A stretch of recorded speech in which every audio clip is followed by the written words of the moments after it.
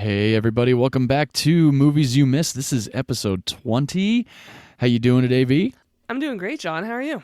I'm doing very well. It's been a pretty busy week, but got to watch these two very fantastic films, and I can't wait to get into both of them because they're both classic black and whites. They are, and I'm so glad we've gotten to this part of our list. As am I. It did take a little while to get there, but that's okay. We are on, I guess now this is week 20, since this is our 20th episode, so we've watched quite a bit of films over the last couple of months, and it's been just a freaking fantastic time. It has, and again, this is an episode where one of us had not seen the film before. Exactly, yes, because I recall that you had not seen my film. Correct, and you, as well as one of my sisters, have recommended it very highly, so I was really excited to finally sit down and watch it.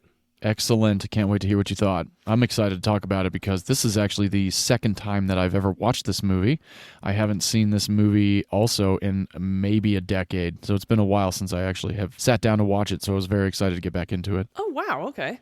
Yeah. But before we get into that, welcome to Movies You Missed podcast. If you are not a returning listener, if this is your first time, welcome. We are two film industry veterans. We both spent many years working in film behind the scenes, and we love to discuss movies every week on this podcast. We pick movies that either fell under the radar and we feel are very underrated, or movies that are absolutely worth revisiting that maybe you've forgotten about. And the most important thing about our show is that we do not do spoilers. This is a movie recommendation podcast, so even if you've never seen the movie before, you can absolutely take a listen and then go watch it from there. Indeed, you can. And please do, because we have actually gotten a lot of feedback from people that have sat down to watch a couple of our picks and either enjoyed them or didn't. And it's always very fun to see what the outcome is. Yes, and like we always say on this podcast, every opinion is valid. So if you don't like one of our recommendations, we love to hear that opinion as well. Yes, we absolutely would. Please do. So for this week, like we mentioned, we're going back in time. This is my film is from 1944. It's an old black and white comedy. I'm a big fan of going back in time and watching a lot of these movies, black and white or color, from before 1970. I think there's a lot of really good, and even as I'm getting older, realizing that the sense of humor of a lot of the writers and the cast and production and directors were kind of like they were today. There's just a little bit more dumbing down back then to, kind of sugarcoat some things. So, and we'll actually get into that with my pick because that did happen a few times in mine, oddly enough. That's so funny. I think of classic movies as pre-1970 as well. Oh, awesome. Yeah. It feels that way. I mean, even though there are classics of the 70s and the 80s and the 90s and now maybe the early 2000s, I don't know, maybe not Lord not of the yet. Rings trilogy is probably considered a classic, and that came out in the very early 2000s. Yeah, right. I guess that makes sense. Yeah. So there are some definite classics from 22 years ago now because we're in 2022. But I feel like there's a different feel to the movies, even up until like 1969, and there's a certain charm that comes with a lot of these older films, especially because the cast is so whimsical and there's a lot of just bright colors, and there's a lot of the storylines are just very heartwarming, and you feel good after the credits roll, and you're just like, oh, that was a fun one, especially if it's kind of a twisted movie, which one of our picks this week is a little twisted. Yeah. And the nice thing is that even if they are from the 40s or 50s, they still hold up. I mean, the movies that we pick specifically are about, is this worth revisiting or is this nostalgia? And we only want to recommend movies that we think hold up to a 2022 lens, either for entertainment value or through pop culture and things like that. And so I think it's really nice that we can find and revisit movies that are still very entertaining today. Absolutely, I agree. And I think the best part about both of our picks this week is that they definitely hold up. Oh, yes, 100%. And before we get into them, because we have not covered classic movies on this show before, I would love to hear some of your favorite classic movies. Oh, sure. I've got a lot. I have a good plethora of classic movies from before 1970 that I'm a big fan of. I'm a very big fan of Gene Kelly. I remember when I saw Singing in the Rain for the first time, I thought it was a completely fantastic film, and I feel it holds up to this day. I've seen that movie just about every time it's been re-released in theaters for the last maybe like 2 decades. I'm also a big fan of Brigadoon with Gene Kelly. Sid Cherie is in that, and if anybody has seen Singing in the Rain, you might remember Sid Cherie from the Broadway sequence, which is one of my favorite sequences of the film and the soundtrack. And oddly enough, a lot of people think that's one of the worst parts of the movie, and it kind of irritates me because I think it's so badass, like the way that it all comes together, that entire sequence. And Take Me Out to the Ball Game with Gene Kelly and Frank Sinatra is actually very, very entertaining and still holds up to this day as well. And that one was in color. A lot of really good dance sequences in that one. Big fan of Doris Day. My wife got me into Doris Day when she moved in with me. We started watching and buying a lot of the old Doris Day VHS tapes. So we have like Pajama Party and Calamity Jane and The Glass Bottom Boat and Pillow Talk, which I think Pillow Talk might be my favorite Doris Day film. That's Rock Hudson, I believe, and Doris Day. A very, very entertaining film. A Fred Astaire film that I really like is The Royal Wedding, which is a great movie. There's an amazing dance sequence where Fred Astaire does this whole along the walls and on the ceiling dance sequence that is just absolutely amazing. It's almost like Christopher Nolan directed it because it looks like it's gimbal status, you know. So, and even then, you know, classic Disney movies from before the 70s are always great. The animation's fun. I love Peter Pan, Jungle Book, Robin Hood. I'm a big fan of the earlier Disney movies too. Snow White, Sleeping Beauty, and Sword in the Stone, Fantasia. Oh God, how can you? Oh, Sword in the Stone is so fantastic. And then, you know, we have the early live action Disney movies like 20,000 Leagues Under the Sea is pretty good. Bedknobs and Broomsticks. Oh yeah, Bedknobs and Broomsticks is awesome. Mary Poppins. Mary Poppins. I just watched actually again the other day. I got home from work and I was like, you know what? I feel like some Spoonful of Sugar. It's still such a great movie. Even today, like that one holds up so well. Yeah. No, that's a great list, and I would happily watch any of those. And I haven't actually seen any Gene Kelly movies, so I think you need to put Singing in the Rain on there at some point. I have not most seen definitely. it, which is, I know, terrible. Yeah, that is. Especially considering my grandfather was a backup dancer for him and Fred Astaire for a while. Right, yeah. What are you doing with yourself? Disappointing my family, clearly. Apparently you are. Nice work. Yeah, well, probably not the first time. Likely not, no. And I like that your list is wildly different from mine. My favorite classic movies are actually a bit more serious. I love The African Queen with... Oh, I don't think I've seen that one. Oh, God. Humphrey Bogart and Katharine Hepburn together. Ooh. So good. Oh, awesome. I'll throw that in the list the next time. Yeah, I like Katharine Hepburn. I just saw the Philadelphia Story with her and Cary Grant and James Stewart. Yes. Really good flick. Mm-hmm. And 12 Angry Men with Henry Fonda. Oh, I haven't seen that one. Oh, it's incredible dialogue. I would think that it's an instructional movie for somebody like Aaron Sorkin. It takes place entirely in one room. I think it's based on a play, and it's purely dialogue driven. It's an incredible movie, and you can understand why Henry Fonda was as famous and well regarded as he was as an actor. Oh yeah, definitely. I love Butch Cassidy and the Sundance Kid. Oh sure, haven't seen it. It's a Western, so I'm not surprised. Yeah. The Apartment, Shirley MacLaine. I have not seen The Apartment. No. Oh yeah, okay. It's really funny, and I've heard that one's good. Oh yeah, it's really good. The King and I, The Magnificent Seven. I just thought Yul Brynner was super cool. I am not a fan of Gone with the Wind. Neither am I. No. Though I do love the Carol Burnett skit of Gone with the Wind, if you've ever seen it. I don't think I have, no. She makes the classic dress, that green dress. She makes it out of curtains. And she goes and meets a gentleman. He's like, wow, that's a great dress. And he goes, oh, thank you. I saw it in the window and I just had to have it. It's fantastic. And my grandfather actually was the head sound engineer on the Carol Burnett show. Oh, wow. And that's where he met my grandma. Until they passed, we're both still friends with Carol, and she was a lovely, lovely woman. And that's awesome. Yeah, so Carol Burnett show has a very special place in our family's heart, and it's also hilarious, which is good. Right, yeah. Carol Burnett is actually in one of my favorite earlier films too. It's got Jack Lemmon and Walter Matthau. It's called The Front Page. That one I really like. It's on my list. It's an older comedy. It's oddly enough a remake of a movie from either the 20s or the 30s. I can't remember, but it is a great film. And I remember when I first stumbled upon it, I just put it on one day and I thought it was just hysterical. Nice. Oh, I will totally watch that movie. I also like, a lot more. I like some Hitchcock. I like The Birds is my favorite Hitchcock. I like Psycho. I like Rear Window and all that kind of stuff. So, before the 70s, there's a lot of good movies out there. So if anybody's, thinking like, oh, well, it's before the 70s, the timing might be off. It may not be funny. It might be too sugar-coated, too family-friendly. Not at all. Didn't age well. Didn't age well, yeah. A lot of them really have aged very well. Oh, and absolutely. If you have HBO Max, there's the Turner Classic Movies Hub, and they have just so many movies that you could watch that you should.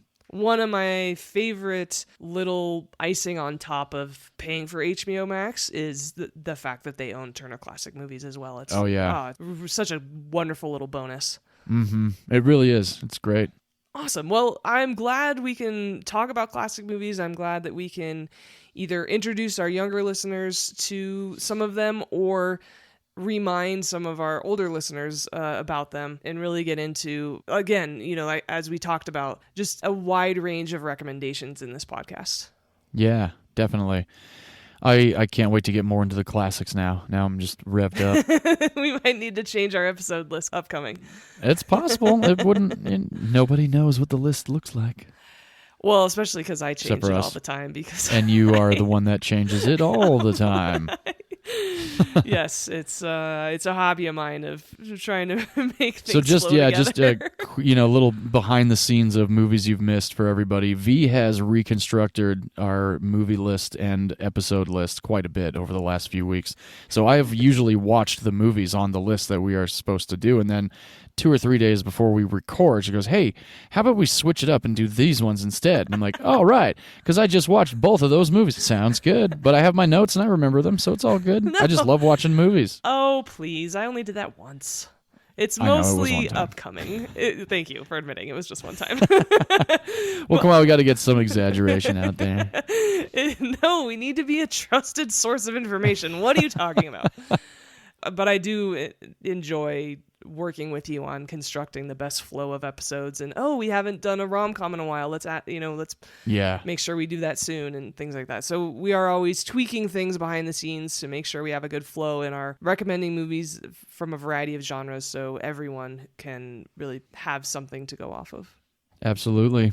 And these are the earliest films in cinema that we've done on our list so far. So far, yeah, that's true. Awesome. Bitchin'. So with that being said, should we get into it? I think we should. Okay, well, I go first this week. Yeah, you do. And I picked I will be very on the nose and say a Jimmy Stewart classic. Indeed, yes. Who is so beloved. He was such a wonderful human being, off and on the screen. That's what I've heard. Jimmy Stewart was born in 1908 and actually died in 1997. And wow. I think you'll get a kick out of this. His last credit was Fievel Goes West. No. Yeah. Was it really? Fievel Goes West, yeah. What voice did he do? He voices Wiley, the really old hound dog, Wiley Burp. Oh. He's the law enforcement. He's the sheriff who's kind of washed up. Right. Yeah. So that was now we got to watch credit. Fievel Goes West again. I haven't seen American Tail or that one in a very long time. Mm-hmm. Yeah. And he has done very classic movies that are, as you mentioned, very heartwarming and very good messaging. It's a Wonderful Life, Mr. Smith Goes to Washington, The Spirit of St. Louis. And then he paired up with, speaking of Hitchcock, multiple times, Vertigo, Rear Window. I actually was introduced to him because my father's such a big Western fan. I was introduced to him by watching The Man Who Shot Liberty Valance, which is a Western that he did. Oh. Which was very good. And we weren't the It's a Wonderful Life, White Christmas family. We were the Christmas Vacation family. And so I didn't watch... Excellent. Yeah, so I didn't watch It's a Wonderful Life until I was in my 20s, actually. Oh, really? I actually only saw It's a Wonderful Life within the last 6 years. for the first time. Amy and I went and saw it at the ArcLight at a re-release of ArcLight Presents. Nice. So we got to see it in the theater, and it was the black and white, because I know there's a colorization version of the film. Really? No idea why they did a colorized version of it. I didn't even know they had. Yes, yeah. Wow, One of the I think the studio that produced it ended up doing a colorized version of it, Huh. and I've heard a lot of good things. Everybody says that it looks really, really wonderful, but that's good. I've only ever seen the black and white. Same. So this Jimmy Stewart movie that I picked for this week is from 1950, and it is titled Harvey. This movie is very whimsical. It is about a man named Elwood P. Dowd, which is such a great name. Yeah. Who has been born and grown up in this town. He now lives in his childhood home, and he seems quite well to do. He lives in a very large home with his sister and his niece, and he is a very lovely individual who's very happy and positive and is everyone's friend. And he has an invisible friend named Harvey, who is a 6'3.5" white rabbit. This movie follows one day in his life where his sister has finally had enough because he's introduced himself to some friends of hers who are quite well-to-do and tried to introduce all of them to his friend Harvey, and just the scandal and embarrassment of all and scares these fine ladies off who are high society. And his sister has had enough, and so she tries to have him committed. And it follows this day in his life. And honestly, all of the hilarity tied to that. Oh, very much so. This is a very funny movie. It really is. And this is the second or third time I've seen it. I remember watching it when I was much younger. Mm-hmm. My parents were always a big fan of it, and they put it on for my sister and I at one point. And I remember, as a kid, I didn't really think it was very funny. I just thought it was cool that he had a rabbit that nobody could see. Mm-hmm. And that was, I think, my favorite part of the movie. And now watching it this time around, it's definitely very, very funny and holds up quite well. Yes, I was introduced to it the same exact way. My father introduced me to this movie. He really loves Jimmy Stewart. Awesome. And yes, it is much funnier as an adult than it was when I was a kid, because I felt the exact same way. I was like, oh wow, he's got this invisible friend. That's great. And then as an adult, you're watching, you're like, holy shit, this is really funny. Yo, definitely, yes. Yeah. And as some of our regular listeners might start being aware of, I'm a big fan of any movie that centers on a character who society deems quote unquote not normal. Right. And so I love this movie just for the story, but also the fact that it's told very, very well. It really is. Yeah. It's got a really good feel to it, oddly enough, amongst the chaos in the movie. Because there's a little bit. I mean, and I don't mean like chaos like, the world's ending and there's explosions. I just mean like the turmoil that you see his sister going through because she just can't fathom that her adult brother is still talking to an invisible rabbit, and it's amongst all of that, Elwood stays at an even keel the entire time. Yeah. Like he never once like loses his temper at all, and you're just almost kind of like, you almost kind of want him to in a way, you're kind of just like, why doesn't he just like snap, like snap his fingers in their face and be like, why don't you just let me be, Leave me alone. Yeah. And instead, it's really a message about how this person who has an invisible friend is one of the sweetest, most well-adjusted people in the entire town. Exactly, yeah. Yeah, that was also kind of what I was getting at. He's just such a well-mannered individual that you really could just... Watching this movie this time around kind of felt like I was wrapped in a warm hug the whole time. Oh, what a great description. I remember I had a pour of bourbon, and maybe that's why I felt warm, but I was sitting on the couch, and I was really just immersed in the film, and I liked that it was black and white. I liked that, you had a couple film scratches go across the screen. It was very reminiscent of going to the theater again, and it really just kind of, I just sat there with my arms crossed and just like a smile on my face the whole time. Yes, me too. What is it you do, Mr. Dowd? Well, Harvey and I sit on the bars, and soon the faces of all the other people, they turn toward mine, and they smile. And they're saying, We don't know your name, mister, but you're a very nice fellow. Harvey and I warm ourselves in all these golden moments. We've entered as strangers. Soon we have friends, and they come over and they sit with us, they drink with us, they talk to us. They tell about the big, terrible things they've done and the big, wonderful things they'll do. Their hopes and their regrets, their loves and their hates, all very large, because nobody ever brings anything small into a bar. And then I introduce them to Harvey, and he's bigger and grander than anything they offer me. And when they leave impressed. The same people seldom come back, but that's envy, my dear. There's a little bit of envy in the best of us, and that's too bad, isn't it? And beyond that, there's some great dialogue. It really reminded me kind of almost of like Abbott and Costello, Who's on First, when there's the hijinks of trying to find Elwood. Yeah. And it was just so funny how, when there's several mix-ups in this movie and very well executed. Oh, very.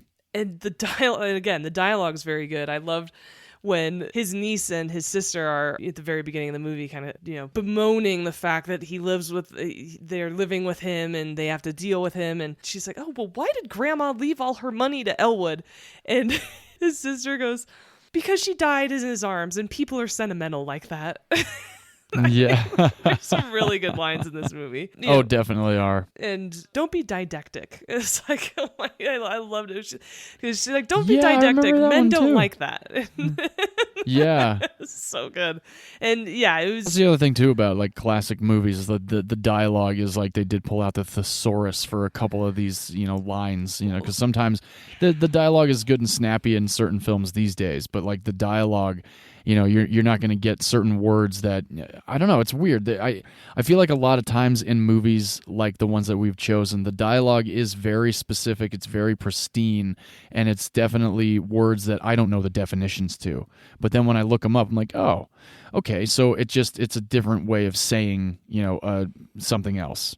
Yeah, I think especially classic movies, their vocabulary was much more expansive because Americans' vocabulary was more expansive at the time. Yes, yeah, they weren't abbreviating things like we are now. They were typing everything out and not just sending literally U typing or on a typewriter. Yes, exactly. Yeah, no text messages, nothing. And his sister is played by Josephine Hull, who was actually born in 1877 and died in 1957. So, wow. Yeah, and she was 31 years older than Jimmy Stewart at the time, even though she was playing his older sister. But interesting. She's also in your movie this week. She is. I noticed that. Yeah, when she walked on screen of your film, I was like, hey. Yes. She is so good. So good, to a point where she won the supporting actress Oscar for this movie. No, she didn't. Yes. Really? Oh, yeah. Yeah. Oh, I had no idea this was nominated for Oscars. That's fucking awesome. So she was nominated and won. Jimmy Stewart was nominated but didn't win. And it was his only movie that he ever did where he was nominated for an Oscar and it wasn't also a Best Picture nominated movie. No kidding. Who did he lose against? And he lost in 1951, which was the 23rd Academy Awards. Hey, 23 years. To Jose Ferrer, who won for his portrayal of Cyrano. Interesting. I don't think I've even heard of that movie. I haven't seen it. I know that for sure. Yeah, no, I know I haven't either. And I don't think I've heard of that actor either. Jose Ferrer? Oh, I don't think so. Very famous actor back in the day. He's Puerto Rican, and he was in a bunch of movies. He was in the Caine Mutiny with Humphrey Bogart, and what else was he in that I know of? That's the main one I know him from. I know he was in the original Moulin Rouge, but I never saw it. Oh. But I know he's in it. Interesting. Yeah. All right, cool. Well, sorry, Jimmy Stewart. Yeah, but Jimmy Stewart had won for other things, so it's okay. Oh, did he really? I didn't know Jimmy Stewart was an Oscar-winning actor. What did he win for? Oh, hell yeah. Did he win for It's a Wonderful Life? He won for The Philadelphia Story, speaking of. Oh, no kidding. Yep. He was nominated for Anatomy of a Murder, which is a great movie. Nominated for Harvey, this movie. Awesome. It's a Wonderful Life, and Mr. Smith Goes to Washington. And then he won for the Philadelphia Story. Oh, wow. All right. Well, at least he is a one-time Oscar winner. That's cool. Yeah, and Josephine Hull, his sister, who we were talking about, this was her only Oscar nomination, and she won. Oh, wow. She's batting 1,000. That's so cool. So Josephine Hull, when she's playing Vita, the sister, did she remind you at all of Nathan Lane in The Birdcage?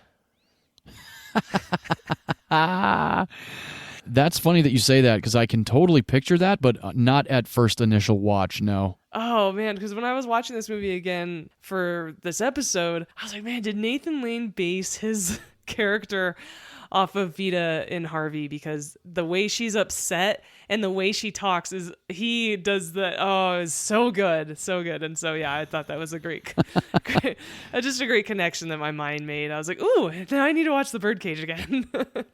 I wonder if Nathan Lane based some of his performance off of her. You never know. I'll have to research. That would be great. Yeah, It is that an would actually Oscar-winning be very performance. entertaining to know. It is, yes. Yeah. And Josephine Hull was great at what she did. I really enjoyed her. She was great. Yes. And I'm so glad she won the Oscar for her role. As am I. Very good stuff indeed. And the cool thing about her is she was a stage actress mostly too. She didn't act in a whole lot of films. Yeah, you're right. And she actually performed her role as the sister in the Broadway version of Harvey. Are you serious? Yeah, because Harvey is a Pulitzer Prize winning play. Oh my gosh, this is another double up episode then. Is it really? Yeah, because my pick was also a stage play. No shit. Okay, this is fantastic. It wasn't a it was not a Pulitzer Prize winner, but it was a stage play at one point. Okay, and awesome. I can't That wait is to hear so about interesting. What a coincidence. We're our minds are becoming as one, like the Borg. They are.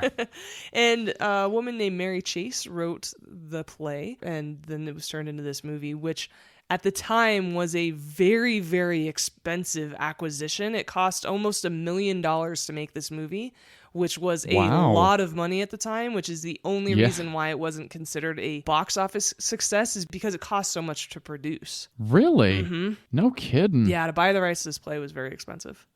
Wow. And she wrote the play. And she wrote the play, yeah. Interesting. And, oh, that's fascinating. Yeah, that's cool. And before starring in the film, Jimmy Stewart, it's funny how on IMDb and other places, including film credits, sometimes he's listed as James Stewart and other times he's listed as Jimmy. And I haven't done the research as to when he decided to change his stage name, but I always thought that was interesting that, some movies I'll see him and it's James Stewart. I'm like, oh, he's being more serious in this film. I know. I have thought the same thing. Yes, because he was James Stewart for Philadelphia Story in his credit. Exactly. But then he was Jimmy Stewart for this and a bunch of most other things. Yeah. Very interesting. Mm-hmm. And so how in the movie he looks up at his rabbit, his invisible friend, right? So he's always looking up. But Jimmy Stewart is very famously known for being very tall. Oh, is that right? He's 6'4". He's very, especially back then. He's very tall. Wow, that is very tall. Yeah. But he looks up and he's always saying how everybody in the movie says, well, this rabbit is 6'3.5". Yeah. Because he wanted to give a larger than life feel for Harvey. Oh. And he made Harvey 6'8" in his mind. Oh. But Mary Chase would not let most of her dialogue and most of the crux of the play be changed for the screenplay, and so they refused to have Harvey's height changed, which is why they keep having to say he's 6'3.5". Yeah, but he's really 6'8" in the movie. Oh wow, that's very interesting because my gosh, he's 6'4". Good Lord, that's very tall. Even to me now, I'm 5'6". I always wanted to be 5'10" or 6 feet. So I always feel inferior if anybody's even like a half inch taller than me. Like me. Exactly. We're equals. Indeed, yes. Well, in podcasting and in life. There we go. When we sit down, we're kind of the same height. Yeah, I've got a short torso. And because Jimmy Stewart was so into this movie, he really put a lot of his heart and soul in this movie. He even made the suggestion to the director, who he had a fantastic working relationship with. That's good. Harry Coster was the director, and they worked extremely well together. And he said about Jimmy that he was, without any doubt, one of the most pleasant experiences of my life was working with him. Wow. It must have been his spirit. There was very little friction ever, only ambition and craftsmanship and precision, just doing it right professionally. On top of that, he put the whipped cream of great talent. He was always the first on set.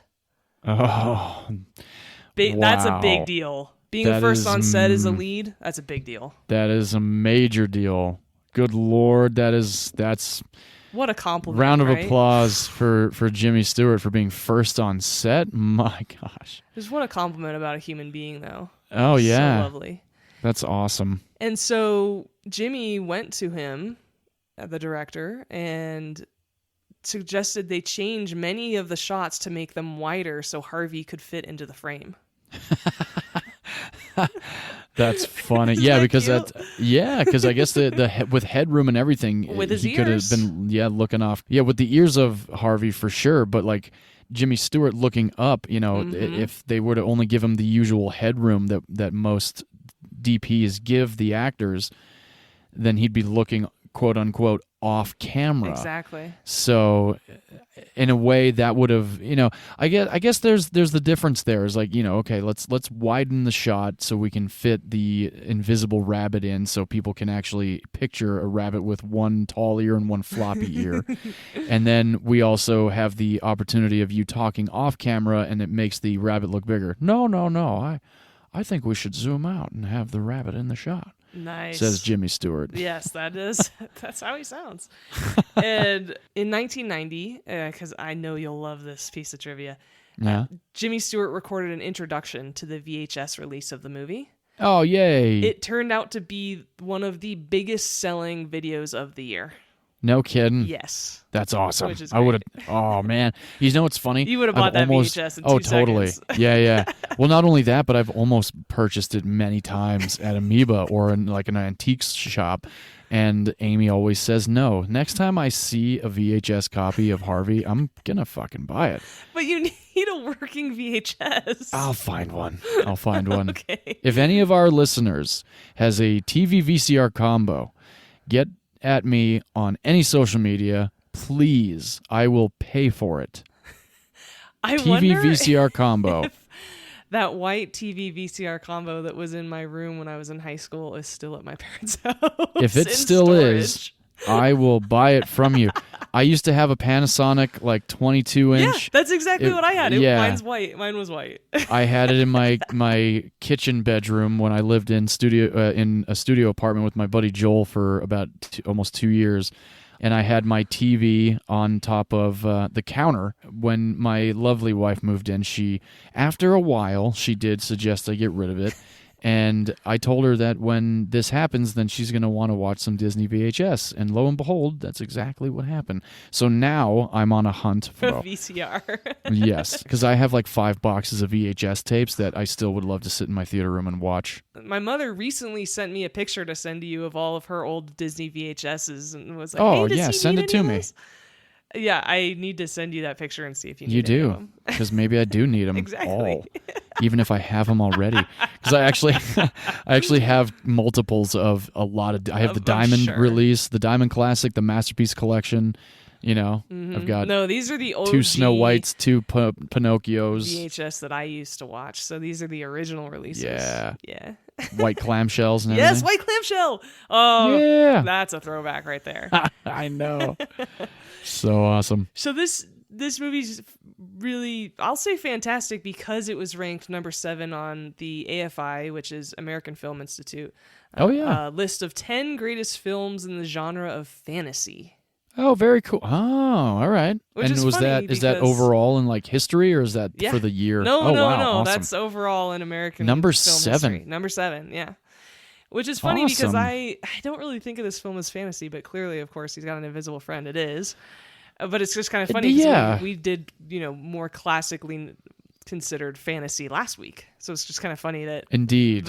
we watched these movies and then I read this and I was like, oh yeah, I guess it is kind of a fantasy, but I would consider it more of a classic comedy. That's the realm I would put it in. And, classic comedy, man's best friend. Yes. Oh, so cute. And among those considered for the role were Bing Crosby. Oh. No. Nope. I can't see it. No. I can't. Hey, Harvey, do you want to go down? No, I can't. No. Nothing against Bing Crosby. I do love me some White Christmas and some Bing, but not in Harvey, I don't think. No. Cary Grant. Cary Grant? He seems a bit too suave and sophisticated for this film. I kind of feel the same way, yeah. Right? He always had his hair like slicked back nice. He was always wearing nice suits and stuff. Granted, I don't know what he I don't know what he was wearing off of set, but in most of the movies that he's in, he's always like very dapper. Yes. And not that James Stewart isn't dapper in his movies. He's usually wearing a suit too. But yeah, there's a difference in both of them, their demeanor. Jimmy's got this aw shucks Midwestern vibe, which makes sense because he's from Indiana.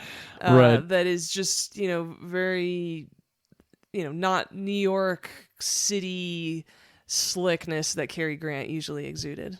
Right, yes. And Cary Grant, oddly enough, is in my pick of this week. He is, yes. And my last piece of trivia, I will say, in many interviews, Jimmy Stewart has referenced the role of Elwood P. Dowd as his favorite. Oh, that's very cool. Yes.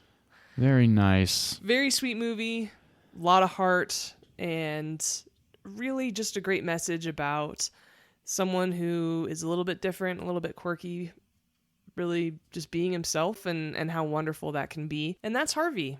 And I'm so glad you enjoyed it too. Oh, yeah, I do like Harvey. I didn't actually give you this yet, but my parents love that movie so much that they named their cat Harvey. Oh, that's awesome. I love it. I'll have to send you a photo of Harvey when I get over there. We might need to post a picture of Harvey on social media for our listeners as well. I agree completely. Yes, we should. But yeah, Harvey's a great film. If anybody hasn't ever heard of it, thank Vee for that one this week. It's definitely a good one. You should give it a shot. It's about an hour and a half, and it's worth every minute.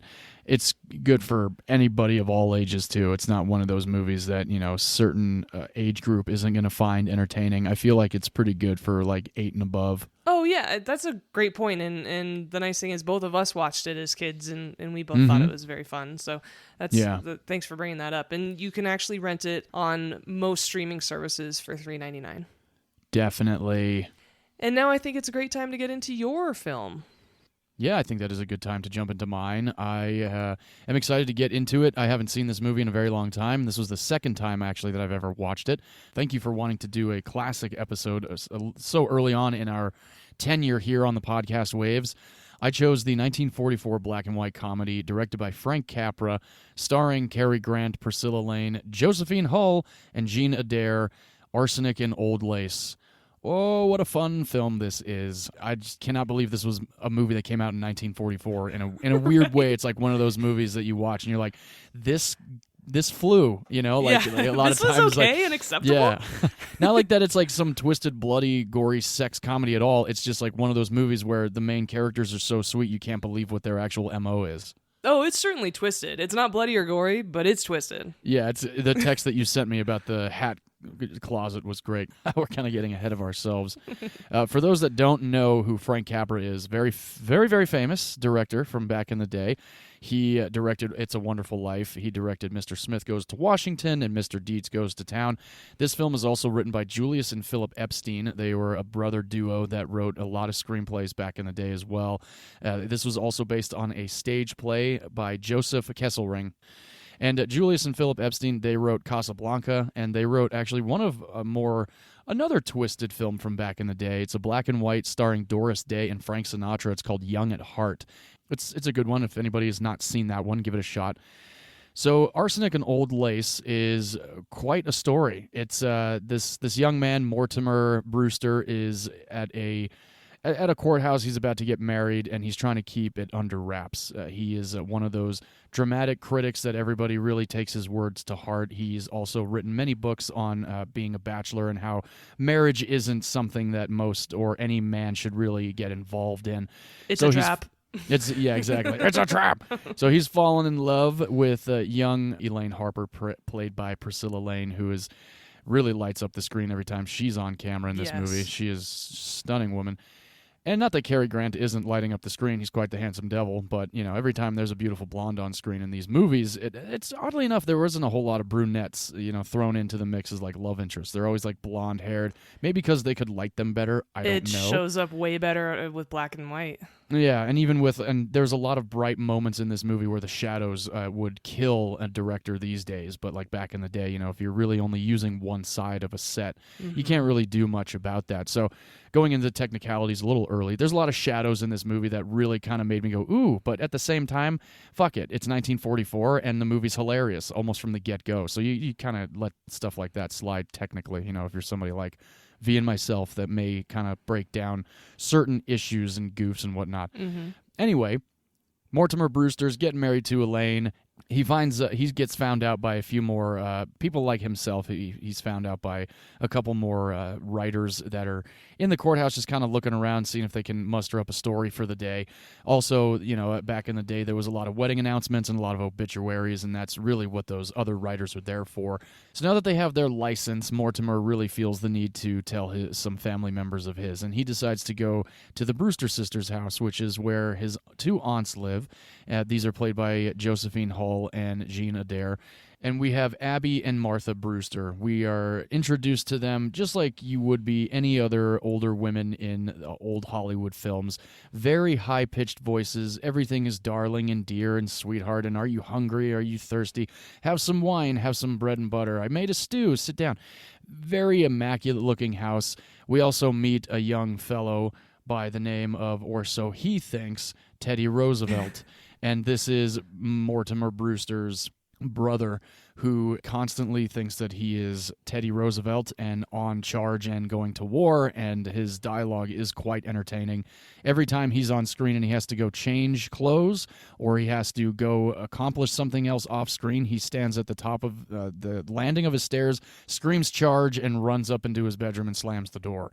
And it happens 6 or 7 different times in the movie, and it's very entertaining every time it happens. Which is impressive because when a joke gets repeated that many times in movies, it usually gets quite old. Right. But they executed it so well in this movie. Every single time it was hilarious. Every freaking time. It's like, and even like as he starts heading up that way, like he does like the heel clap, and he's like, all right, dismissed. And then he goes up there and he's like, charge! And then like runs up into the bedroom.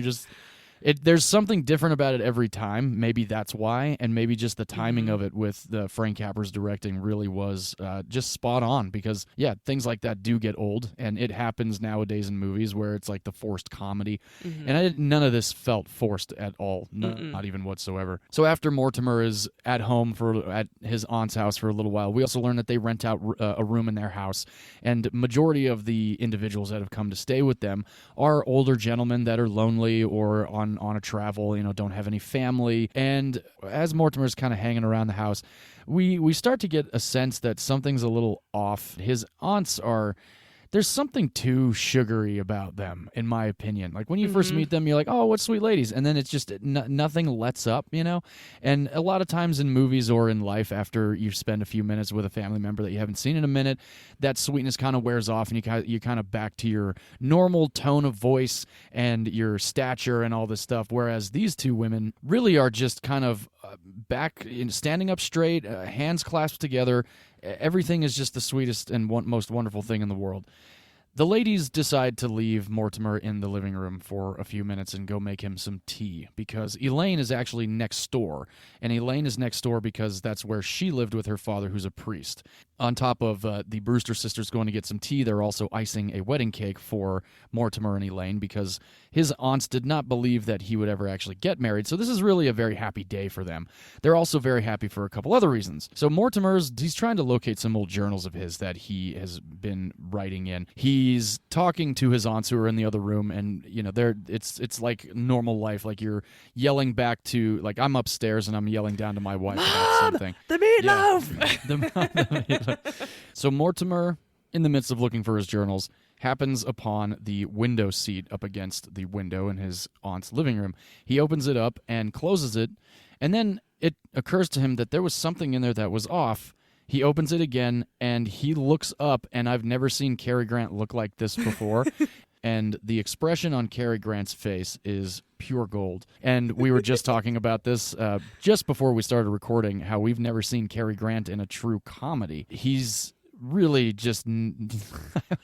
I wish that this were also kind of a visual medium, because we should post a screen grab. Yeah, I really should, actually. That's a great idea. Let's post a screen grab this week. So check on our Instagram stories and posts. We're going to post the reaction of this moment of Cary Grant's in Arsenic and Old Lace. And we come to find out that he has found a dead body in the window seat. He starts losing his fucking mind, and his aunt's... And he's so good at it without making without making it over the top. And you know what's interesting that you say that? Because Frank Capra directed this movie with everybody. He pushed everybody to go over the top. And Cary Grant hates this performance of his because of how over the top he went. What? I completely disagree with you, Cary Grant. 100%. You killed this fucking movie. I was so glad to watch it again, because I was just red-faced with laughter watching this movie again. No, it's a great comedy. So many laughs, and it has only just begun. Really, like, this is kind of the best part. That's what is, like, this starts is the comedy. Yeah, like, the the dead launch body of it all. starts the comedy. So good. So Mortimer is really just not sure what to think about this whole thing, and his aunts come back in, dilly-dallying, is like, oh, hey, sweetheart, hi, dear. So Mortimer is losing his mind. He grabs his two aunts, and he goes, darlings, you're not going to believe this. There's a dead body in the window seat. And they're like, oh, yes, of course, dear. That's Mr. Hoskins. And he's like, Mr. Hoskins? What do you mean? Wait, so you know about the dead body in your window seat? Oh, yes, honey. He went out the other day. Oh, he was here the other day, and we just felt so sorry for him. It was a mercy kill. We gave him some wine with some arsenic and some cyanide, and there was another mix in there. Strychnine, thank you. And oddly enough, come to find out that the studio really wanted Frank Capra and the writers to not have any of that get out in the movie about how the poison was made, because they were afraid. Now, listen to this. In 1944, the studio was afraid that there were going to be people copying this recipe to kill their family members or people that came over to their house. So interesting. And the other thing about this movie is it really is, that set that they're in is actually one of the biggest sets that was ever produced on the lot at the time that this was shot for Warner Brothers. And every room was decorated, and every room had you could actually go upstairs and shoot in these rooms, and they did that several times. So there's like 4 or 5 deleted scenes from this movie that were shot up in the upstairs bedrooms, because we never go in the upstairs bedrooms. We always stay in the living room. And that's one thing about Arsenic and Old Lace that is really, really awesome. It's almost kind of like the Philadelphia Story, Harvey, and now Arsenic and Old Lace. All 3 were based on plays at one point or another. 12 Angry Men, too. And it's placed in one room, too. There you go, yeah. And there's a lot of those, like, quote-unquote bottle episodes of a lot of TV shows where there's only, like, 2 or 3 people in one room. Like Friends did one in the living room. They never went into Joey or Chandler's apartment. How I Met Your Mother did one at the bar only. They never went up to Ted and Marshall's apartment. Breaking Bad did one where it was just Jesse and Walter. The Fly, exactly, yeah. So, you have all of those, and a lot of people are like, oh, I hate bottle episodes. I kind of like them because, you're in one room and it's dialogue, and that's nice. I love the writing challenge of bottle episodes. And so the writing challenge and dialogue challenge presented to Arsenic and Old Lace, because it's on one set, like we've talked about 12 Angry Men, has to be completely dialogue driven. It is an exceptional challenge to make a very good story or very good movie that takes place in one room, because you don't have the variety or the freshness of different settings. And so I actually am a big fan of those just for the sheer challenge of it. Oh, sweet. Yeah. So that's kind of what I feel this was almost a full bottle film. Like, this was almost strictly in the living room of the Brewster sisters' house. going back to Mr. Hoskins, we find out that they killed him because they felt sorry for him. He was a lonely traveler with no family. So come to find out that this man was their 12th kill. Oh, no, it was the 11th, dear. The first one didn't count. That's right. Yes, thank you. Yeah, these two sisters. Their debate was hilarious. Oh gosh, so good. Yeah, because they list off all the names of the men that they've killed, and Mortimer is just sitting there, bug-eyed, just completely thrown for a loop as to what the fuck is going on with his aunts. They tell him that they only kill lonely travelers that seem depressed, sad, and lonely, and don't have any family members left. So they have all of these bodies buried in the basement of their house, which they call Panama. And they call it Panama because Teddy Roosevelt is always on the way to Panama for one reason or another. However, he also has been the one to bury the dead bodies, and the aunts have been telling Teddy Roosevelt that these old men have died from yellow fever. So Teddy Roosevelt, every time a dead body shows up, he thinks that that body was dead because of yellow fever and carries them down into Panama and buries them. And they have a procession in the Canal of Panama where the aunts get dressed in their best blacks and Teddy gets dressed up and they go down to Panama and they have a funeral for these men and they don't even know who these men are. So in a way, they're killing these people. They're giving them a very lovely funeral. They're burying them in Panama of all places. And they see nothing wrong with it at all. It reminds me of the true crime stories that I either watch or listen to with the nurses who were in nursing homes and assisted care facilities where they are the ones who have killed off a bunch of patients with like morphine or what have you. Yeah. And several of them have said, oh, well, I was putting them out of their misery. No family ever visited them. And some of these nurses see it as a mercy killing. Right. And it was very reminiscent of that in this movie where, oh, no, dear, they don't feel a thing. One of them even had time to say, this tastes great. I do remember that. Was so good. So oddly enough, you say true crime.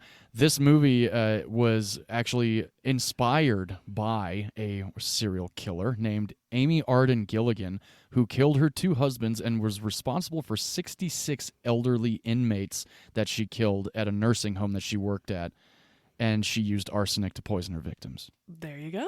There's the true crime. Oh, God. There it is. So nuts. I mean, it's really fascinating. Very recently, I read a true crime novel called The Good Nurse, and it was about this guy named Charles Cullen. And he ended up going across the tri-state area, I would say 20-plus hospitals, and offing like 300 to 600 patients in different hospitals. And he used, I think it was digoxin. It was a heart medication. It's what I take for my heart problem. And the real fucked up thing is I was sent to the hospital about 3 weeks after finishing this book. And I was on an IV, and the nurse came in and she goes, I'm going to give you some digoxin. And I was like, I need to know how many milligrams and I need to watch you put it in. Please do not give it to me if I'm asleep. I need to watch you give it to me. I was so paranoid after reading that fucking book. That's exactly why I cannot listen to the podcast Dr. Death or watch the show with Joshua Jackson, because medical malpractice is one of the things that really scares the shit out of me. Having a doctor operate on me who is wildly unqualified is so scary to me. Oh, yeah, definitely. The rest of the true crime is I'm super fan of, but no, that is the one area. So I could never read the book you read. It was a wild one. I've read several true crime novels, and that one was the scariest one because we're both.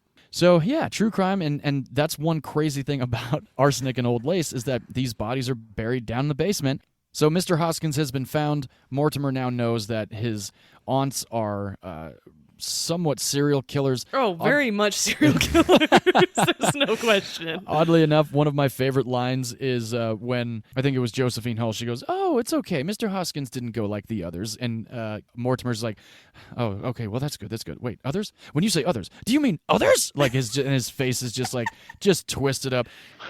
When you say others, do you mean others? And the cool thing about Cary Grant's performance in this movie is this is exactly how I feel I would fucking react. Yes. Like, I don't think I would be like, what the fuck is going on? I literally would just be like, wait a second. Because you can see Cary Grant, you can see Mortimer replaying his childhood this entire time. And he's like, my aunts weren't this fucking crazy. There's no way that they're like hurting people. And then he has that dilemma where it's like, well, okay, mercy killing, murder. They're killing old lonely men with no family, so nobody's going to miss them, but they're killing people at the same time.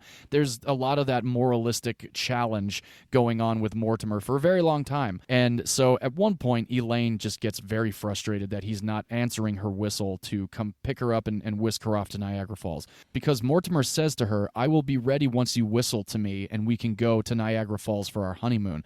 So she keeps whistling Here Comes the Bride throughout this entire movie until finally she just gets fed up and comes back over.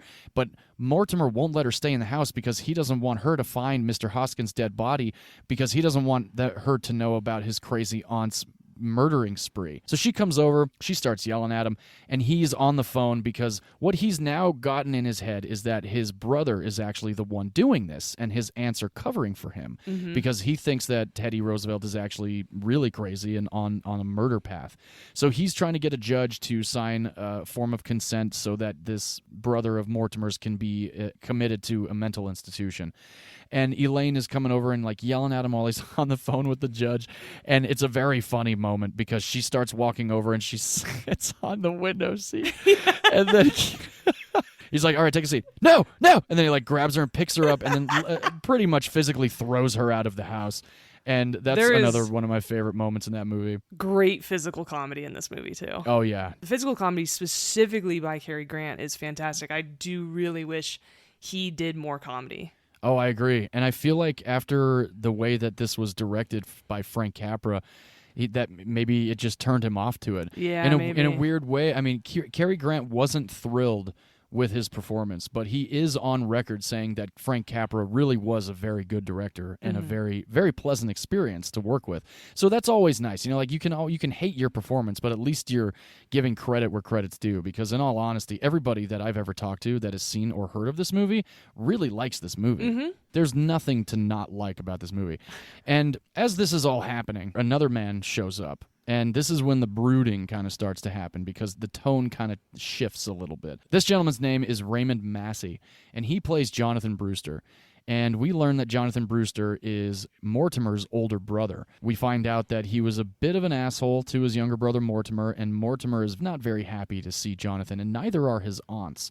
And we come to find this out because he had somewhat of a criminal past before he disappeared, and he spent a lot of time in prison. And what he's been doing in prison is having his face altered so he can look like somebody else. And he comes in with some scars on his cheek and his forehead, very reminiscent of Frankenstein's monster. So there's an ongoing joke, another ongoing joke, kind of like the Charge thing with Teddy Roosevelt, where majority of the people that see Jonathan in this movie think he's Boris Karloff. And there's another reason why Jonathan looks like Boris Karloff. Boris Karloff played Johnny Brewster in the stage play. Oh, nice. Boris Karloff was the only one that was not allowed out of his contract to go shoot this movie because both of the sisters were also playing both of the sisters on Broadway. Josephine Hull, again, back on Broadway. Josephine Hull back on Broadway. Okay. Gina Dare back on Broadway. So Boris Karloff played Jonathan Brewster on stage, was unable to get out of his contract because the producers thought that if he were no longer on stage as Jonathan Brewster while the production of this movie was going on, ticket sales would just tank. So Boris Karloff was, and on record, for being extremely angry about the fact that he could not be in this movie with Cary Grant, and because he was playing Jonathan on stage, for the love of God. Yeah, I would be pissed too. Definitely. So Frank Capra ended up having to pay $25,000 to the producers of the play so that he could get Josephine Hull and Gina Dare on loan so that they could be the Brewster sisters as they were on stage, on screen for the film version of this. Wow, stage really had a lot of pull back in the day, huh? Oh my gosh, yeah. I think they might have had more pull than the cinematic world because stage plays have been around for centuries, you know. Right, and Broadway was really established where the film industry was still coming into it, especially in 44. Oh yeah, absolutely. So just a little bit of interesting trivia there, and everybody, I just think it's funny that every time somebody walks in and sees Jonathan, they're like, oh, you look like Boris Karloff. And he really does, because actually when he walked in, seeing this the second time, I'm like, no shit. But it wasn't him. The makeup was very good, for 1944 to make him look like. That was really cool that they paid homage to him because he couldn't be in the movie. I thought that's actually pretty sweet. I thought that was also very nice of them to throw his name in there as much as possible. There's a couple other things that were interesting to learn about this movie. So the film was shot in 1941. It was released in September of 1944. However, Frank Capra in 1943 was at a London train station, and he kept hearing many people in the armed forces screaming, "Charge!" like how the character of Teddy Roosevelt does in Arsenic and Old Lace. Come to find out that Jack Warner, the head of the studio of Warner Brothers, had decided to release this movie a little early to the armed forces only, so that they could have a comedy to watch before they went out and fought and before they were deployed. So the reason why Arsenic and Old Lace came out in 1944 instead of 1941 was because there was a deal made between the studio and the producers of the Broadway show that the movie itself would not be released until the run was complete on Broadway of the play on stage. Whoa. I know, isn't that nuts? Wow, they had a lot of pull apparently. Definitely, yeah. I found out that this was also one of the top 100 funniest American movies on American Film Institute's list of comedies, which I thought was great. I agree. Yeah, very, very funny movie. It holds up. I mean, 1944 we're going on almost 80 years of this movie being out and still being beloved by all audiences. And Cary Grant was actually paid between $100,000 and $160,000 for his portrayal of Mortimer Brewster in this film. He donated majority of his salary to Allied wartime charities at the time. Oh, I know. Capra was paid $100,000, and Jean and Josephine, both ladies from on stage and now on screen, they both were paid $10,000 each, which, of course. Yeah, that's the fucked up thing. Like, they both were playing the characters on Broadway. And, you find out Cary Grant got $100,000. Granted, he was a little bit more established in film, but it's that equal pay situation going on there. Absolutely. Which is infuriating because that whole thing just recently went down with Neve Campbell. I don't know what they offered Neve Campbell for the next Scream movie, but the fact that she had to go to the lengths that she did to finally get the agreement she wanted is just fucking insane. Like, she's the main character of the entire series. Yeah, she's Sidney fucking Prescott. Yeah. It's like, come on, y'all. So, a couple of people originally in discussion to play Mortimer. Humphrey Bogart. No thanks. No. He cannot do the kind of comedy that was in this movie. I don't know if he can do comedy, I was trying to be kind, but I agree. That's what I was going to say first. I would equate this to saying, oh, Sean Connery should do comedy. Right. He can't do comedy. He's great. Did he ever? I guess League of Extraordinary Gentlemen was laughably bad, but other than that, unintentional comedy. Yeah. But yeah, you never really. Oh, Sean Connery was actually supposed to play Nigel Powers in the third Austin Powers movie, and I gotta say, I feel like he would have had a blast playing that character, but his voice, I don't know, because Michael Caine ended up being Nigel Powers, and I can't see anybody else but Michael Caine. Because Michael Caine can be hilarious. Yeah, well, yes, majority of the time him and Miss Congeniality is one of my all-time favorite roles of his. Oh, yeah, so good. So Humphrey Bogart, nah. No. Too long a face, too brooding also. I always felt like Humphrey Bogart, definitely, if you walked in the room, the lights would immediately tint. But then Bob Hope was actually Capra's first choice for Mortimer, but that didn't end up not straight-laced enough. Yeah, would be my argument actually. For Bob who? Hope. Oh, yeah. Like Bob he's Hope? too comedic to play Right. this as I'm freaking out legitimately. Right. That my aunts are serial killers, and one of my favorite lines that Cary Grant delivers is, "What I mean is, this is developing into a very bad habit." Yeah. And he's so straight about it. Oh, yeah. A comedian like Bob Hope, he's very not bombastic, but you know what I mean. No, like, I know what you mean. Yeah, he's very a more big animated personality, very animated. Yeah. Thank you, Cary Grant being a much more serious person in a lot of ways, and doing this comedy, it makes it work so well. yeah. I don't think Bob Hope really could have done this serious undertones that were needed to make this funny. Right. Yeah. No, I agree. And Dr. Einstein is played by Peter Lorre. And Peter Lorre is the inspiration kind of for a lot of Igor type of characters. And granted, he's not actually in Frankenstein, but he does have that like, yes, sir. Like he's a very interesting looking fella. His eyes are a little buggy. And he is, again, Mr. Einstein. He's the plastic surgeon that's traveling around with Jonathan, kind of like, abating him and aiding him and whatnot. And so there's a scene where all the lights are out except for a light in the kitchen and a light on the way to the cellar. And there's a moment where they open the doors up and you get a glimpse into those rooms very briefly. But the fact that they did that almost in just one single shot without any kind of additional light, and there's that moment where Dr. Einstein has the match that goes out. And the cool thing about that is it seems like that is the actual fire from that match. And it's not like an off-camera light also helping with that illumination. So, there's one other shot that I thought was really, really great in this movie, and it was one of the only times we're actually on the staircase as an observer. It's when Mortimer decides to call the judge for the first time. The camera follows him from the table over to the phone, but we don't come up over the railing of the staircase. We look at Mortimer through the railing of the staircase. Yes. And I really like that because it reminded me of the shot that we talked about in Tombstone several weeks ago where Wyatt Earp meets his brothers at the train station, but the camera stays inside and we watch it from outside as just a casual observer of these guys, reuniting. So I thought that was really a great shot and a great use of camera technique by Capra. I agree. I really like that shot too. Nice. And again, similar to Harvey, there's a lot of misunderstanding that creates quite a bit of hilarity. Oh, yes. And when Mortimer's talking to different people who aren't the aunts and trying to explain things or cover things up or, one or the other, and the misunderstanding between everybody, plus because there's the delusional brother, Teddy Roosevelt, that comes into play. And, oh, man, the dialogue is just fantastic and holds up so, so well.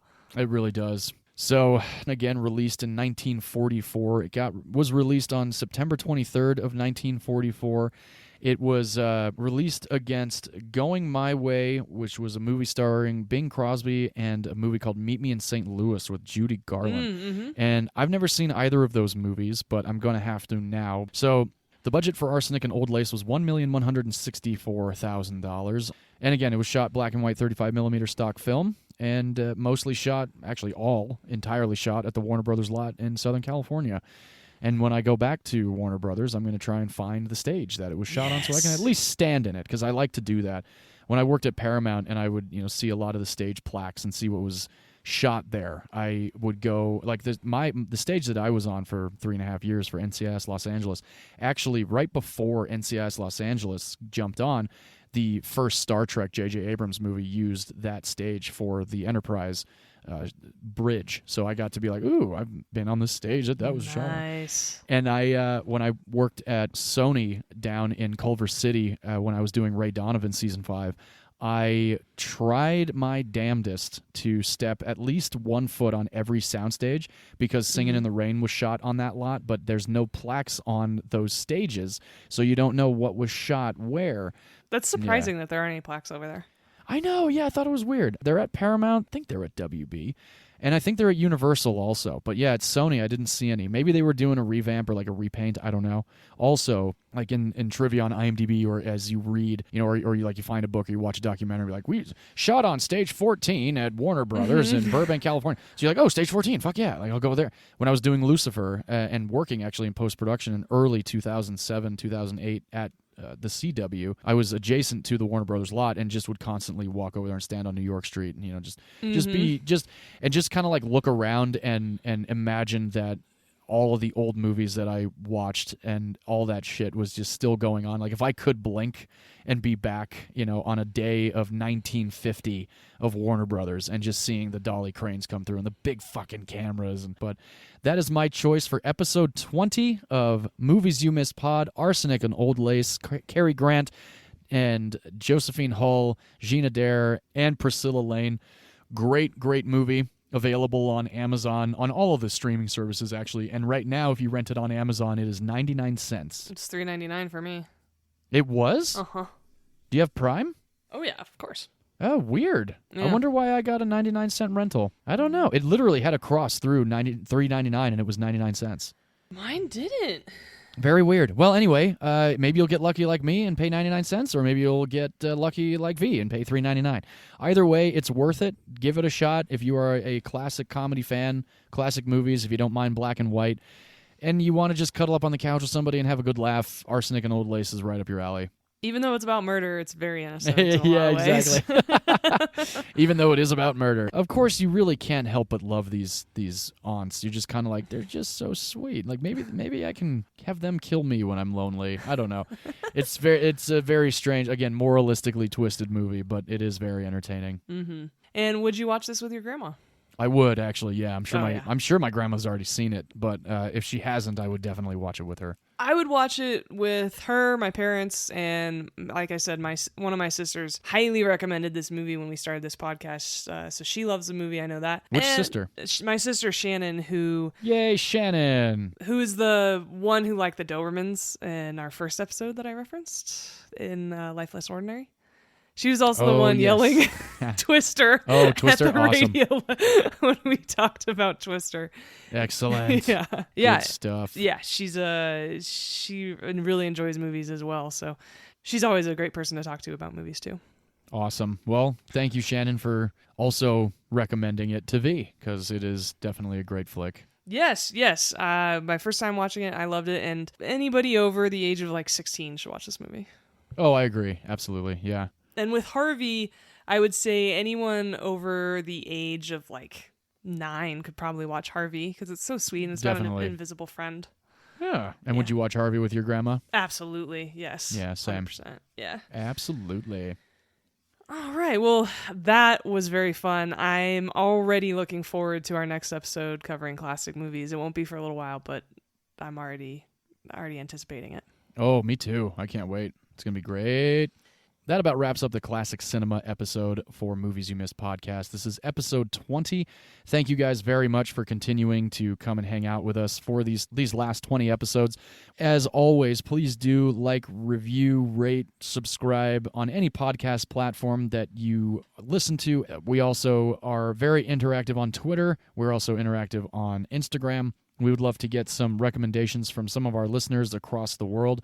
We just found out that we have a listener in Italy now. We just surpassed 750 downloads, so thank you guys very much for all of that. Very exciting stuff here at Movies You Missed. Soon enough, we're actually going to start implementing a bit of a game to see if those of you can find what the secret word is in the episode. And if you are able to get the secret word count correct, there might be a prize in it for you. So keep a lookout and keep an ear out for that as well. So next week, we are actually going a little more technical with our picks. We have decided, especially because of recent comments made in the press about director's cuts, which John would be happy to expand on next week, I'm sure. Yeah, we're going to have some fun. We are picking director's cuts that we feel were very impactful to the outcome of a movie. I am picking The Abyss because I think it is the most important director's cut made. It changes the movie completely, for the better. I am doing James Cameron's 1989 film, The Abyss. This is a sci-fi movie starring Ed Harris, Mary Elizabeth Mastrantonio, Michael Biehn, and it is a fantastic film, and the special edition is the one to watch. That unfortunately is a little bit harder to find, but I highly recommend purchasing it on DVD in order to watch it if you don't already have it. I can't wait to talk about the difference in these two cuts. I'm very excited for that one. Awesome. Yeah, I chose the 1977 science fiction, fun, fantastical film Close Encounters of the Third Kind, written and directed by Steven Spielberg, starring Richard Dreyfuss, Bob Balaban, Terry Garr, and Melinda Dillon. So you actually can rent the director's cut of Close Encounters of the Third Kind on Apple or Amazon or Vudu. I'm really looking forward to this. This will certainly not be the only time we do director's cuts, but I am really looking forward to discussing why director's cuts are important, why they should be allowed, and why some people's opinions we strongly disagree with in the industry. Definitely indeed. And as always, we like to sign off with film is a form of art, and in all art, every opinion is valid. Except if you think movies over 25 years old aren't worth watching. Hey, that's a good one. Yeah, Thank no, you. it's so true. So true. Even in the theaters, if there's re-releases, like these Fathom events or anything like that of like old movies, I'm just almost go see 'em. more excited to watch those than some new releases this year. Absolutely. That's been so fun. Yeah, it's been pretty sweet. I did Men in Black, you did Fifth Element, and The Thing, I Mm-hmm. think. Yeah, I've got to get more on that. There's actually, this weekend, Jaws is actually back out in IMAX. Yes, it So is. I might try to convince the wife to go see that Saturday, because here on Saturday, I don't know if by you, but Saturday, September 3rd, that's $3 movie day. It so is. Every ticket is going to be $3. So that's pretty sweet. So all you listeners, this is now this is Wednesday. Come on out on Saturday, the 3rd of September, to any movie theater. I think it might be Regal and Cinemark. Cinemark, yeah. They're doing $3 movie day, all formats, IMAX, 4DX, any format that you want to see a movie in. It will be $3 even. So you can take 5 people with you. It'll be $15. Which is usually the price of one ticket. Of one ticket, exactly. So it's definitely worth it. I'm going to try Yes. and convince the wife to go see a late night Saturday showing of Jaws on IMAX if I can. Awesome. Yeah. So yeah, that about does it, guys. Thank you very much again. We will see you next week. Cheers. Bye-bye.